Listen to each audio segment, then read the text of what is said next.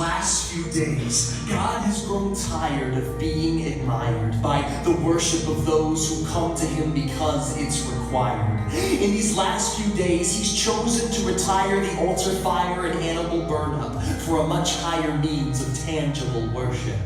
In these last few days, God has decided to pour Himself into a goblet and let it get tipped over, to spill into the bones of those He has called to worship. In these last few days, God has poured out His Spirit.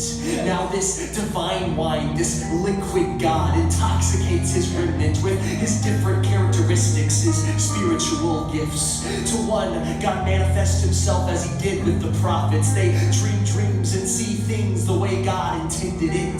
To another, God is uncovered as a wise and patient brother. They don't teach like the others, but speak heaven's mind instead, because they have fragments of God lodged inside their heads. To yet another, God is revealed with hands that cannot help but heal. They wrap arms around the dying and lay hands on the ill. The flood of God drenches the world's face with gifts of knowledge, discernment, power, and faith. So let us make ready our gifts for that day we come together to worship the one in whose spirit we bathe. Make ready for worship those who have received what the heavens gave. Let the prophets gather their visions, may the wise ones prepare their lessons. Let the faithful drag along mountains, may the discerning ready their questions. Let the psalmists make their revisions, may the elders wage their decisions. And let this same spirit that fills us empower the body to bridge all divisions. Make ready for worship, for you cannot come empty-handed, for you have been filled with the one true God, and it is for praise that He has landed on you.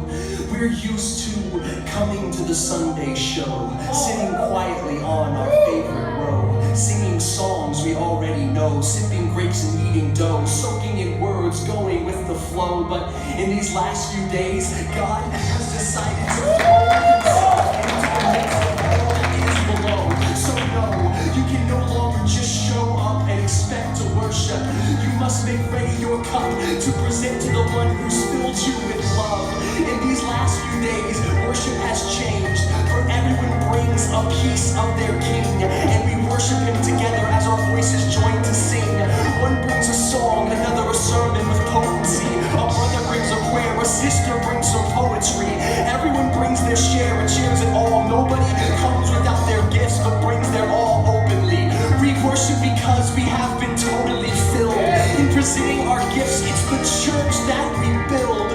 We sing not in routines, but because we are utterly thrilled. For it is upon us God's Spirit has completely spilled. So I say to everyone whom God's Spirit has entered, you can't just show up to worship, but must bring your gifts to praise the giver. So prepare for the slaughter, the animal on your tongue, to be poured out on the altar within the ear of